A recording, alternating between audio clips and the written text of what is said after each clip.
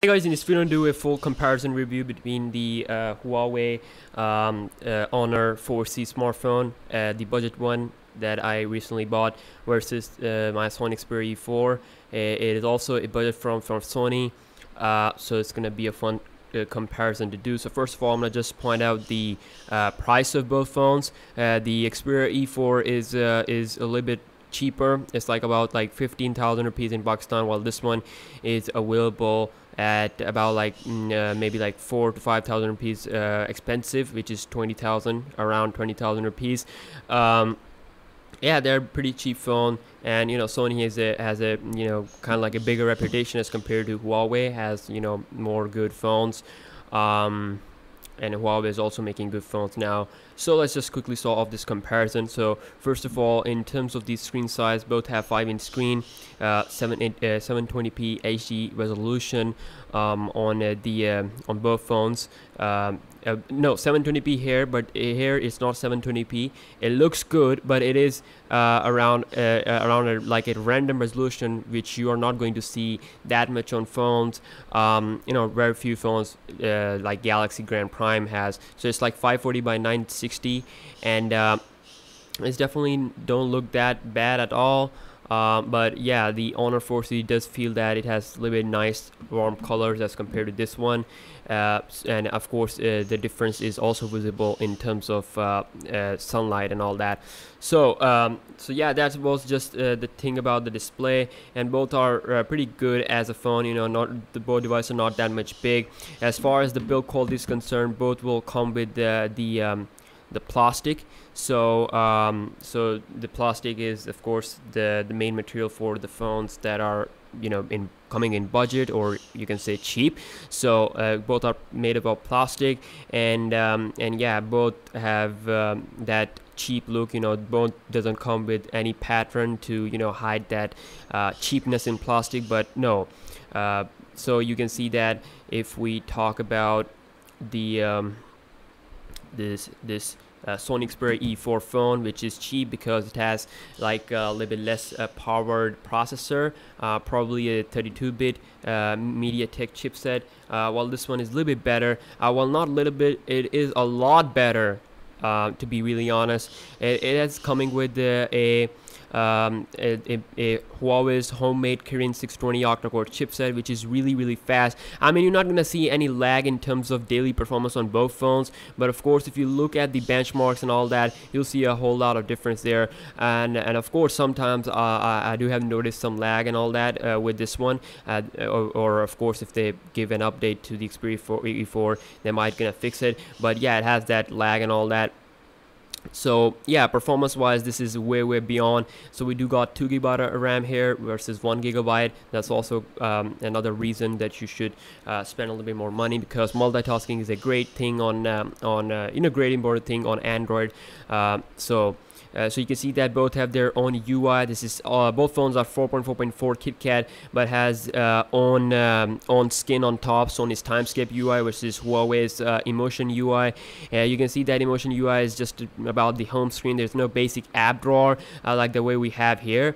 A lot of people do enjoy this type of UI as compared to this one, but this is a little bit new. When you try it out, it will feel different. Also had this theme option, which is also something that we have on Sony phones. You can get themes on the Play Store, and you can see this is how the notification panel looks like on both phones. Pretty much has the same type of settings.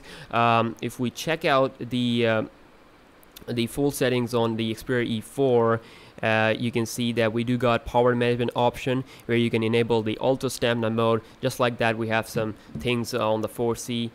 If I just quickly check out the quickly go into the settings, and if we go into power saving mode, you can see we got the ultra option. So yeah, many similar things. However, the touch buttons here on the screen are a lot more easier to use as compared to these buttons on the outside of the phone. And of course, this button does seem like it's like a multitasking button. It's not really. It's a menu button, so you need to hold down to basically see what is open in the background. So yeah, multitasking and performance, you will see a little bit better on this one as compared to this. This is 64-bit and all that, and of course the reason why these two phones have, you know, sucks as compared to other option like Huawei P8 Lite is because of the 4x4.4 KitKat. You know, it really even this one is still running 4x4.2, so we're gonna take a look at that. And of course they have you know, released the version of this Honor 4C in Japan or China, I don't know, with the with the lollipop, but still everywhere else it's gonna be coming with the KitKat.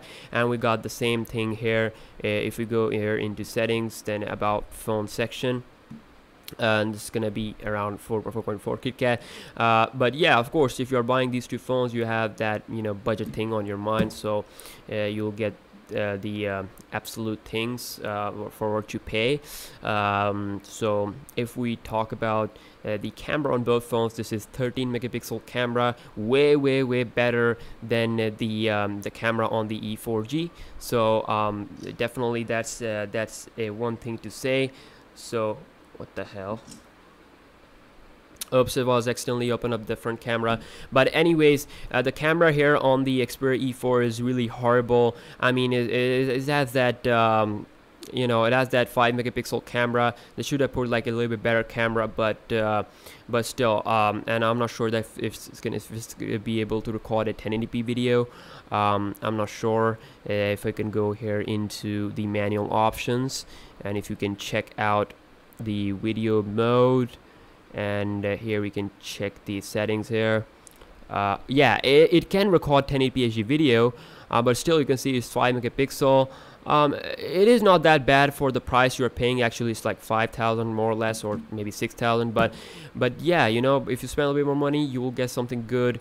And if you spend a little bit more money, you're gonna get something more good than this, which is Huawei P8 Lite, which I've mentioned in my videos a lot. So yeah, that's about it. And lastly, if I talk about the battery life is okay on these budget phones. They will lastly, if you use about like you know, like a normal usage of just Facebook and Wi-Fi, middle term usage, not heavy gaming, they will give you about close to a full day. So yeah, that's about it about the battery. And out of these two phones, I think that the 4C has a little bit better battery, because, you know, the standby time is really nice. You're not gonna see major drainage. While this one was also good when I bought it first, but still, you know, we started to see some, you know, problems. But of course, this does require some update to fix and all that. But it is good, but not that good in terms of battery as compared to Honor 4C. So yeah, if you want to ask some questions, do let me know in the comment section down below.